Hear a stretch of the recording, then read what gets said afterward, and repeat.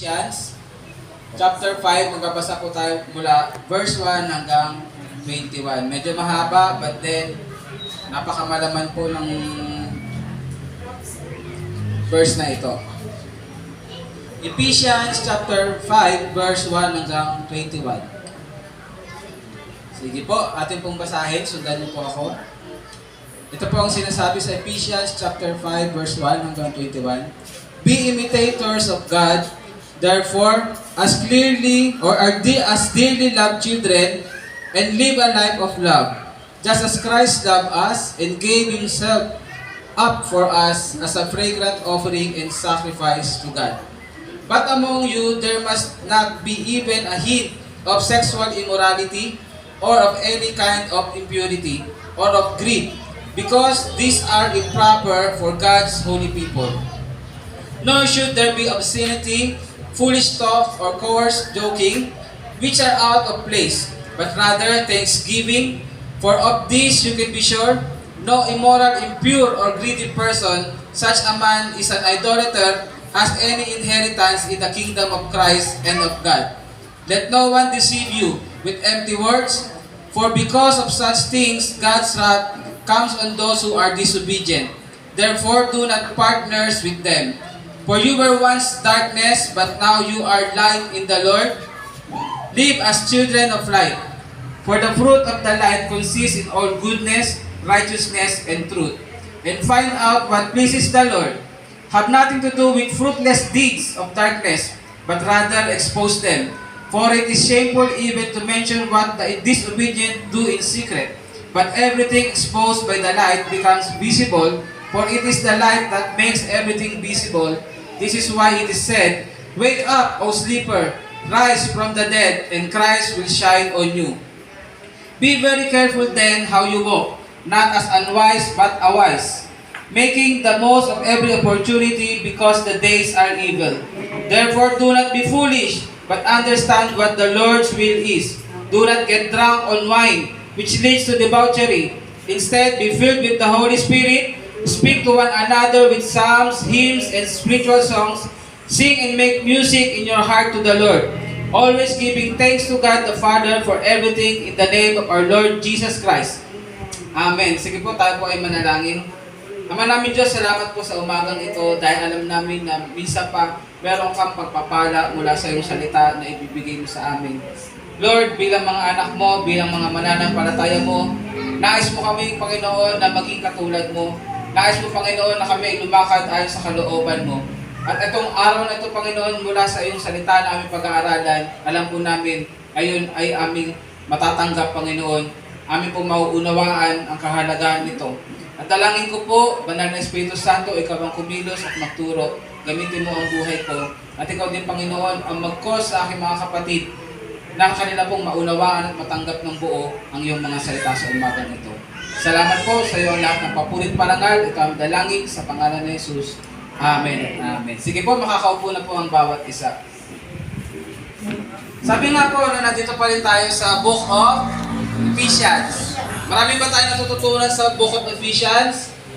Sino yung may natututunan? Sumigaw ng Amen. Amen. Ayan, sinabi nga po doon na pag-aralan natin na as believers, we need to be united. Amen po ba?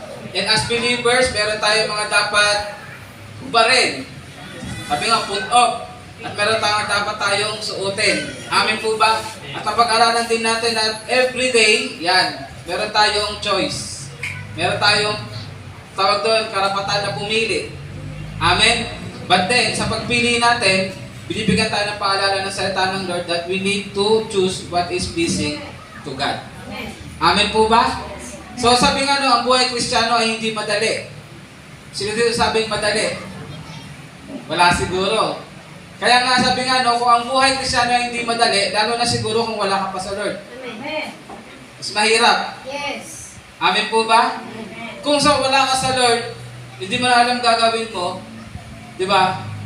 Mas mahalaga na nasa Lord ka. Kasi ang Lord ang magagabay sa atin. So kaya nga pinag-aaralan natin itong Ephesians dahil alam ni Pablo na hindi madali maging Kristiyano. Sabi nga kahit mga Kristiyano tayo, nakakaranas pa rin tayo ng mga problema. Sa loob, nakakaranas pa rin tayo minsan ng hindi pagkakaintindihan. Kaya naman dapat mapaalalahanan tayo. Amen po ba? At dito sa ating binasa, sinabi dito, be imitators of God. Therefore, as dearly loved children. Sino rito ang anak ng Diyos? Amen! Ayan. Sabi nga po, no, kung tayo ay anak ng Diyos, dapat daw tayo ay tagasunod ng ating Ama. Amen? Do you agree? At sabi nga po doon, as children of God, we ought to imitate. Pag sinabing imitate, gayahin. Sabi nyo nga po, gayahin. Gayahin! Follow.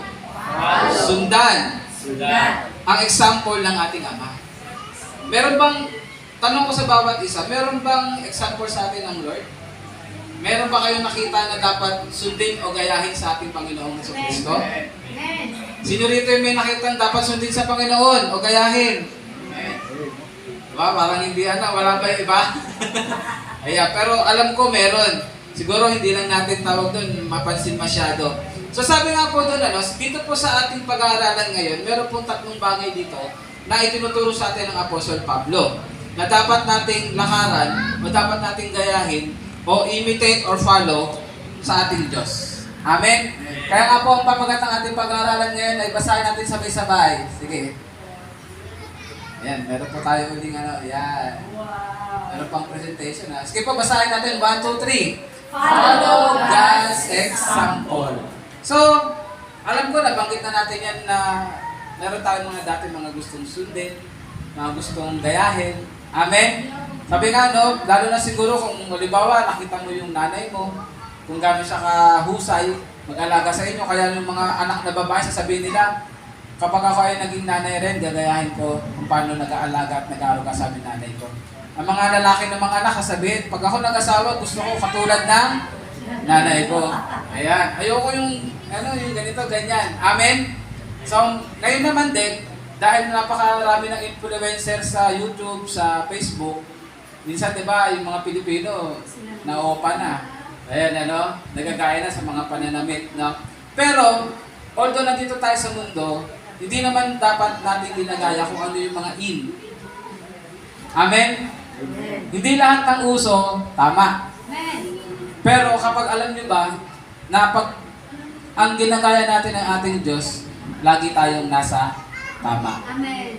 Amen po ba? Amen! Kahit kailan hindi ka magiging mali kapag ang sinusundan mo ay ang ating Panginoon. Amen po ba? Pwede ba palakpakan natin ng Lord?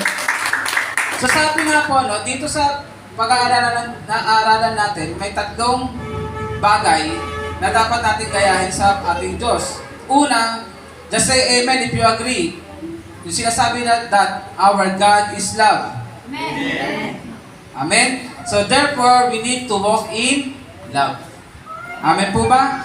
Then pangalawa, sinabi, our God is light. Amen! Therefore, we should walk as children of light. And pangatlo, God is truth. Ulitin ko, God is truth. Amen! Yeah, therefore walk with wisdom and as wise. Amen? So, ayun po yung hihimay-himayin natin. So, unang bagay po, yan. We should po? Walk in love. Yan. Sino daw dito yung in love? So, alam naman na po natin, pag sinabing walk in love, ibig sabihin talaga, ito ay genuine. Sabi nyo nga po, genuine. Genuine! Pure. Pure! Ayan, napakaganda po, Pag sinabing genuine, totoo. Walang pagkukunwari. Pag sinabi namang pure, wala itong tawag tong halong pag-take advantage. Amen. Meron pa nagmahal dito, ay, gagawin kong asawa yan kasi mayaman yan. Hindi na ako pa kailangan magtrabaho. Diba? Ay, gagawin ko diligawan ko to kasi pogi ito Pag kasama ko to, ako na yung pinakamagandang babae ata. Diba? Kapag ganun, diba? May mga ganun ba? Diba? Parang mali. Paano kasi pag hindi na siya pogi? Amen! Paano kung hindi na siya mayakan? Amen? Hindi pala siya tagapagmana. Sampit pala niya. Nagkamali ka. Sana mo siya may-ari ng kotse, driver lang pala. Amen! Marami, Kapag hindi tama at hindi genuine at pure ang love mo, ikaw rin mismo masasaktan ka rin ng balik sa'yo. Amen? Kaya lagi tayo tinuturuan ng Diyos na kailangan ang love mo ay genuine. ang love mo ay dapat pure. Amen po ba? Pero alam niyo po ba, na nakita sa atin ng ating Panginoong Yesus kung paano yung sinasabing pure love. Sabi niyo nga po, pure love. Kung meron po tayong dapat example ng pagpapakita ng totoong pagmamahal, ay wala pong iba kundi ang ating Panginoong Hesus Kristo. Amen. At alam na natin lahat dyan kung paano niya pinakita ang kanyang totoong pag-ibig. Sa paano paraan? Ibinigay niya ang kanyang buhay. Amen. Kaya nga sabi isa sa pagpapakita ng tunay mong pagmamahal ay kung paano mo inaala yung buhay mo dun sa taong mahal mo. Yung kahit nahihirapan ka na, no? Sa mga nanay, taas ka kamay ng mga nanay. Sige nga, pwede bang hawakan yung mga palad nyo?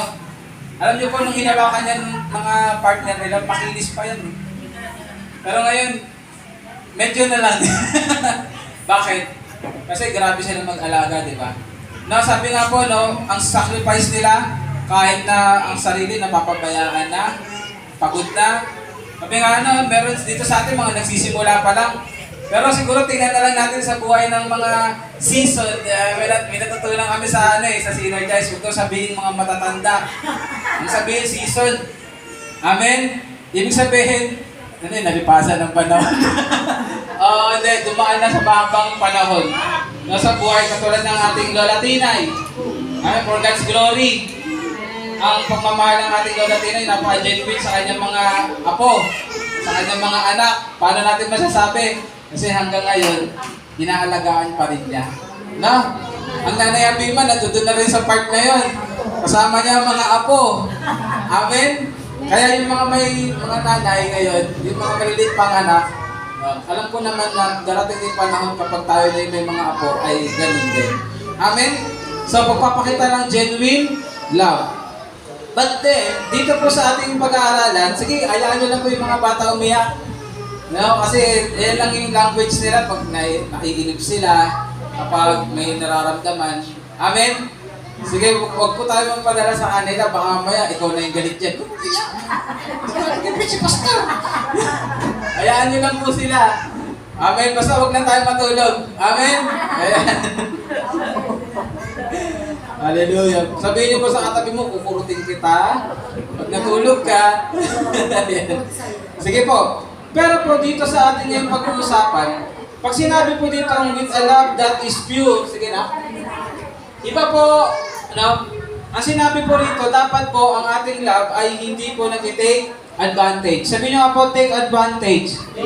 Napakahirap po talaga yung dahil gusto mo yung sa taong minamahal mo ay, o gusto mong mahalin ay dahil lang meron kang, tawag doon yung pag-take advantage lang ba? Yung gusto mong manlamang lang. So, hindi yung tunay na pag-ibig. Pero ngayon, sinabi rito, kailangan daw ang isang Kristiyano, sabi niyo nga po, Kristiyano, anak ng Diyos. Ito daw po dapat ang nakikita sa atin. Ang isang pag-ibig ng isang Kristiyano ay dapat po ay free from any hint of immorality or greed. Sabi niyo nga po, free from any hint of immorality or greed. Medyo mahaba. Free from any hint of immorality or greed. Ayan. Dapat daw po, ang isang Kristiyano, ang tunay na pagmamahal, ay ito daw po, ay hindi po merong, tawag na may nakadikit. No? Na immorality. Ibig sabihin parang gusto mo, gusto kong maging partner kasi sexy yun. Amen? Pantasya siya ng bayan, kaya dapat maging sa akin siya. Which is, sa mga lalaki, kadalasan ganun.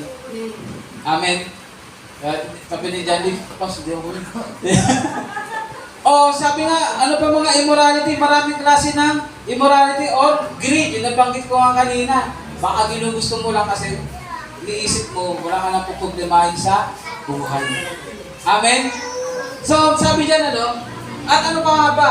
Sinabi pa dyan, dapat ang isang Kristiyano, kung siya ay tunay na nagmamahal, o sa pagpapakita niya ng pure love, isa rin, ito ay makikita sa ating pananalita.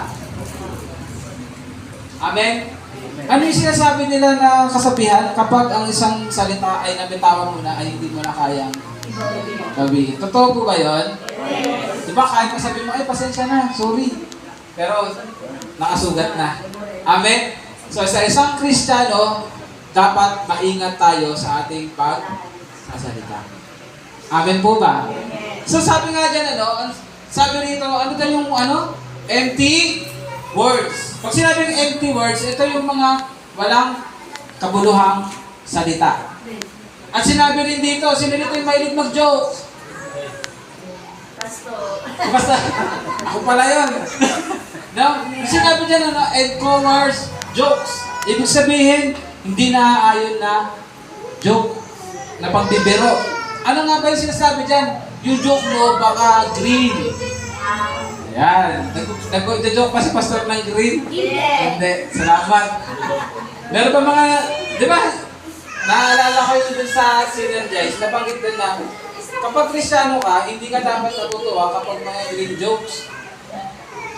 Hindi ka dapat yung pag tumawa sila, nakikitawa ka rin na parang ang saya-saya rin ng pandinig mo.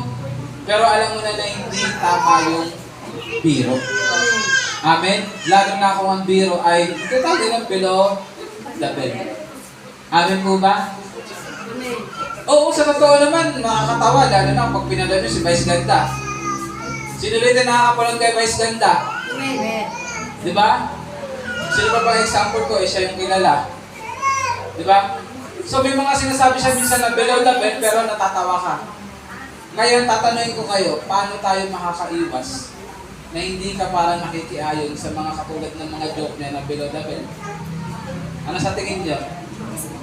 Wag manood. Huwag ka na manood.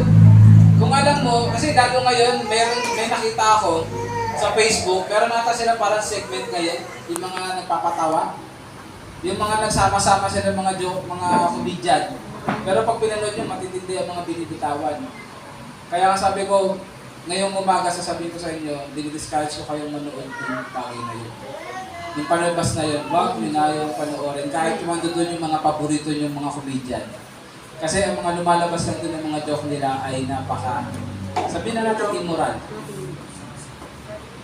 Mga walang kabuluhan. Amen po ba? Amen. Alam ko makikita nyo, magpo-proud din nyo sa nyo. Kasi magkakaroon nyo ng impact sa'yo. Sabi ko nga, alam nyo ba na dumami ang naging pilosopo? Ulitin ka, makinig kayo. Dumami ang pilosopo simula nang sumikat si Vice Ganda. Yes. Yung konting salita mo lang may balik sa'yo. Amen? Dumami ang pilosopo at parang naging natural na lang ang pang-pipilosopo. Bakit? Kasi sumikat si Vice Ganda. At yung parang nakakatawa pero ang totoo, binabastos mo yung tao. Ano yung example? Makakatawa to, parang sinabi ganun. Saan ko po to iaakyat sa taas? Di ba? Ang mga Pilipino naman ay talaga may mga salita tayong medyo kakaiba. Tapos bigla ka babanatan, hindi. Itaas mo sa baba. Dali mo doon sa baba. Kaya nga iaakyat mo. Di ba? Parang nakakatawa, di ba? Pero makikita nyo ang atake pang mabastos. Tama, mali? Pwede namang sabihin na lang na, kung maayos ka, sabihin mo lang, sa taas. Amen? Pero naging joke-joke na ngayon na parang ibabalik sa'yo na parang, naiintindihan mo ba yung sinasabi mo? Sabihin mo yun sa panahon nila Nanay Tinay, baka nabatuhan ka na. Di ba po, nanay? Sabihin mo sa nanay mo yun, tinutusan si Nanay Tinay. Tinay, ilabas mo to doon sa labas. Alam mo mag-inay pa, ilabas ko dito sa loob. Yari si Nanay Tinay. Di ba? Pero sa panahon ngayon, parang natural na lang. Pero ang totoo, nakakabastos. Amen? Kaya maging maingat tayo sa pag-joke natin. Sino ba rito pa palabiro? Umamin na kayo, palabiro din kayo eh. Gusto niyo magtawag pa ako ng mga palabiro dito? Amen! Kaya maging maingat tayo. Kasi hindi naman natin alam na napapakita pa tayo ng pag-ibig. Baka nasasaktan, humingit pero nasasaktan na nababastos na yung damdamin. Amen? Sabi ko, marami na naman tatamaan dito sa salita natin ngayon, sa Word of God ngayon eh. Kasi isang ngiti tayo ng ngiti, pero yung iba nasasaktan na pala. Yung ngiti, ngiri na. Ito na naman to. Hindi lang kita dito, inaway na kita eh. Mas pinakamatindi pa pag sabi, hindi lang ako Kristiyano eh. Diba? Kaya maging maingat tayo. Sige, sabi mo sa katabi mo ngayon, maging maingat sa pag-joke. I'm sorry. At ang pinakamagandang sinabi rito, yung sinabi na yung mga ganitong mga salita, o yung mga gawaing immorality, o yung pagiging swapang, sabi nyo nga swapang. Swapang! Gilid. Hindi na daw ito nararapat sa mga mananampalataya. Amen? Sabi nito, hindi na daw improper o unbecoming sa ating mga mananampalataya. Sino rito yung tawag doon? Malaki ka na, yan. Magbigay tayo ng example. Sino rito yung, halimbawa si Kuya Jury. Si Kuya Jury gusto kong bigyan ng gatas. Tapos binigyan ko siya nasa botelya. Sabi ko, Matt, para muna ng gatas mo ng chupon mo. Papainumin ko lang si Kuya Jury. Proper pa ba kay Kuya Jury o hindi? Bonjing, di ba? So, ba't ba yun ang nag-example ko? Para malinaw lang. Bilang mga Kristiyano, alamin natin kung ano yung mga bagay na hindi na bagay sa atin. Yung mga bagay na hindi mo na dapat ginagawa. Para sa atin lang yung mga may asawa, taas kamay. Mga may asawa, bagay pa ba sa atin na magpunta dyan sa park, mag-isa ka at ano ka? Di ba wala kang anak at wala kang asawa? Charot, mag-isa. Pupunta ka kung saan bagay pa ba sa'yo yun? Sasabihin mo, I need my freedom. Kahit minsan gusto ko mag-isa lang ako, kaso lang totoo, hindi na. May asawa ka na, dapat yung mga bagay na ginagawa mo, naaayon na bilang ikaw ay may asawa at may anak. Amen po ba? Naunawaan natin, so bilang mga Kristiyano, may mga bagay tayong hindi na bagay sa atin. May mga gawin tayong hindi na bagay sa atin. Kaya huwag na nating gagawin pa. Amen. Sabihin mo sa katabi mo, hindi na bagay sa'yo. Hindi na bagay sa'yo. Ang chismis. Ang chismis. Hindi na bagay sa'yo. Ang pagsisinungaling. Sinungaling. Hindi na rin bagay sa'yo. Hindi na bagay sa'yo. Ang may matigas na puso. Amen. Do you agree? Pwede ba palakpakan natin ng Lord? Kaya nga sinabi, di ba, oo, nandito pa tayo sa mundo, but then, kapag sinabi tayo mga saints, o sinabi tayo mananampalataya, we are set apart for God's purpose. Amen po ba? Ang dapat ginagawa natin ay ang mga bagay na gusto sa ating ipagawa ng ating Panginoon. Amen? Ayan, sige. Tawag doon, pag nagtanong ako mamaya, may sasagot yung mga nasa likod, lalo. Ayan, sige. So sabi pa dyan, bakit daw ba dapat hindi na natin ginagawa yung mga bagay na yan? Kasi binanggit din doon na remember that, ano daw po? Immoral, impure, or greedy persons have no inheritance, saan daw? In the kingdom of Christ. But instead will experience the full wrath of God. Ang mga tao daw na gumagawa ng ganyan, wala silang lugar sa kaharian ng Diyos. Ulitin ko, ang mga taong immoral, ang mga taong gumagawa ng impure o greedy things, ay wala pong lugar sa kaharian ng Diyos. So sasabihin natin ngayon, kami ay anak ng Lord. Pero kung nangyayari pa rin sa atin dyan, sa tingin mo ba meron tayong lugar? Dapat ba nandun tayo? Yung mga Christian ako, kaya nga nakatawa ako doon sa sinabi ni Tin eh. Naalala ko kanina, sabi niya, Christian pala yun. Di ba? Sa atin ba dito, pwede ba, maganda ba na masabihan tayo na Christian pala yun? Parang hindi eh. Amen? Masakit po masabihan ng gano'n. Matotoo lang. Pero alam nyo, sino mas nasasaktan ang Diyos? Amen? Minsan, gustong-gusto natin, sabi nga, no, nabanggit ko na ito eh, gustong-gusto natin inaalagaan ng reputasyon natin. Kasi bitbit mo yung apelido mo. Pero yung sabihin mo na bitbit mo yung reputasyon na bilang anak ng Diyos, hindi natin naaalagaan. Amen? So, sabi dyan dapat po, mga kapatid, alam ko naman, sabi ko, wala yung FCC. So, alam nyo sa bawat araw, tayo ay talagang tinetik ang kalaban. Amen? Naalala nyo ba yung preaching last week? Yung pinapaalala sa yung luma mong pagkatao? Kaya nga ito, karugtong eh. No? Karugtong na pag-aaral ng itinuturo ng Apostle Pablo dahil gusto niya bigyang diin yung mga bagay na dapat wala na sa atin. Amen po ba? So sabihin mo ulit sa katabi mo. Ito ang sabihin mo, tayo ay nabibilang na sa kaharaan ng Diyos. Kaya alisin na natin ang immorality, ang pagiging impure, at ang pagiging greedy. Amen po ba? Palakpakan natin ng Lord. Hallelujah. So ano pa? Dagdagan pa natin. Sabi nga po dyan, pag sinabi mo yung walk in love, ito daw po yung meron tayong pag-ibig na tulad ng magbibigay tayo ng sakripisyo. Yan. Bakit nga ba sakripisyal? No? Dapat ito ay yung pag-ibig na kahit mahirap ibigay, kahit na hindi ka dapat ibigay, pero ipagkakaloob mo pa rin. All for God's glory. Amen? At sinabi nga po, dapat talaga ito ay walang personal gain. Sabi nyo nga po, personal gain. Yan. Never take advantage. Amen po. Malinaw po ba ang bagay na yon? Bakit? Kasi alam nyo po, ang Kristiyano, tayo ay mga influencer. Sabi nyo nga po, influencer. Kaya nga sinabi, mamaya sa susunod natin pag-aaralan, pero gusto ko lang bigyan pansin. Pag sinabing tayo ay influencer, maraming nakatingin sa'yo. Amen? Ano yung example na maraming nakatingin sa'yo? Diba, simula nung tinanggap mo si Lord, yung mga kaibigan mo sinabi sa'yo, nagbago ka na. Sino rin tayo nasabihan ng gano'n? Nagbago ka na. Kung di mga kaibigan mo, kamag-anak mo. Bakit? Sa tingin nyo, kasi nakatingin sila sa'yo. So, ano man ang gawin mo, sa gusto mo, nakakapag-influensya ka.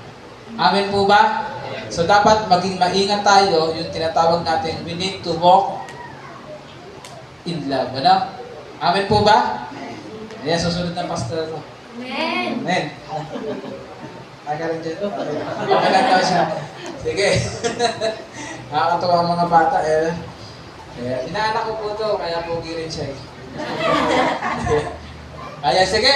Sa pangalawa po tayo, walk as light.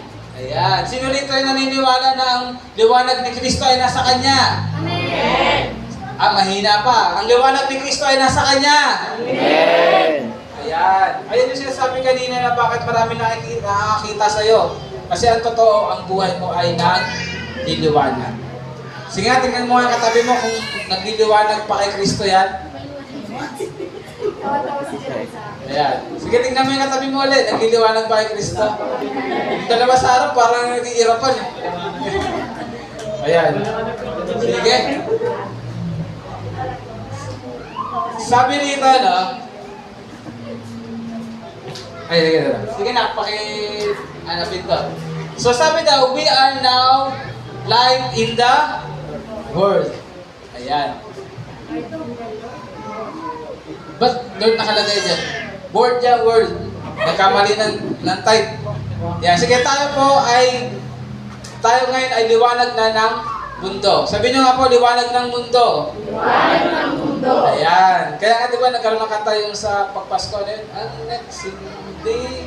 Kasi ang iliwanag doon ay ating Panginoong Jesucristo. Pero dahil tayo ay tumanggap kay Jesucristo, sinabi rin sa salita ng Diyos that we are now light of the world. Amen po ba? So, ayun po yung dahilan kung bakit kailangan tayo ay maging liwanag. Dahil ang liwanag ni Kristo ay nasa atin na. Sige na, pakipindot. Yan. Sabi po nila, bilang tayo ay nagliliwanag, ano daw po ba ang dapat nakikita na sa atin? Pwede ba basahin natin yung first? 1, 2, 3. The fruit expected of those children of light, ano daw po, is? Goodness, righteousness, and truth. Sige, ngayon naman, basahin mo, pero sinasabi mo sa katabi mo. 1, 2, 3. The fruit expected to those children of light is, sabi mo? Goodness, righteousness, and truth. Parang hindi tayo nagkasabay-sabay. Ulit. 1, ito lang tatlo. Ang dapat nakikita sa'yo Nakakita sa'yo ay, 1, 2, 3. Goodness, righteousness, and truth. Amen? Amen. Amen. Bilang mga mananampalataya, di ba sinabi sa salita ng Lord na kaya tayo niligtas ng Diyos, no? Kaya tayo niligtas ay hindi lang sa paraan na para tayo ay makaiwas doon sa kapahamakan. Amen? But then, ang sinabi doon, para tayo ay gumawa ng mabuti. Amen po ba? Patuloy ko kayo ngayon para mag-aminan tayo dito. Nakakapagod ba gumawa ng mabuti? Sige na, sumagot na kayo. Nakakapagod bang gumawa ng mabuti? Yes. Pero ito ang tanong ko, masaya ba gumawa ng mabuti? Kahit nakakapagod pero nagbibigay ng saya sa'yo, huwag ka dapat humento. Amen po ba? At sinabi rin naman sa salita ng Diyos na huwag kang mapagod gumawa ng mabuti, dadating ang panahon, ikaw ay aani sa mga bagay na ginawa mong mabuti. Yes. Amen po ba? Hindi nawawalan ng saysay ang paggawa mo ng mabuti. Amen. Kahit na yung sinasabi nila na sa siyam na ginawa kong mabuti, isa lang ang mali, yung nakalimutan na nila. Hayaan nyo lang. Gumawa ka pa rin ng mabuti. Amen po ba? So sinabi nga dyan dapat daw po, bilang tayo nagliliwanag, hindi lang dapat yung basta nagliliwanag ka lang. Kaya nga nilagay ng Lord, kaya na nilagay ang liwanag sa atin, dahil mayroon dapat nakikita sa atin. Amen. At ano ang makikita sa atin? Yung tinatawag na yun nga, goodness, righteousness, and truth. Hindi ko na ulitin yan kasi napag-aralan natin yan last week. Naalala nyo ba? Gusto nyo ba ulitin ko yung preaching ng last week? Hindi naman. Ayan. Pero pawang kabutihan, pawang ano tawag doon? Katwiran, no? At pawang katotohanan. Kaya nga dapat hindi na tayo pinagmumulan ng chismis. Hindi na tayo pinagmumulan ng mga bagay na hindi totoo. Hindi na rin dapat tayo ang pinagmumulan ng kaguluhan. Amen?